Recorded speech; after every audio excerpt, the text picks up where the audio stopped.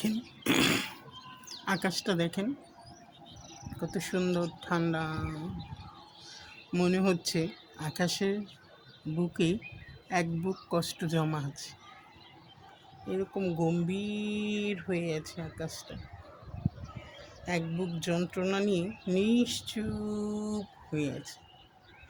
ওই যে দেখেন চাঁদ মামা, অথচ যেদিন চাঁদ রাত গেল আমি ইফতার করে এসে ছাদে দাঁড়িয়ে রইলাম, চাঁদ মামার কোনো দেখা পেলাম না।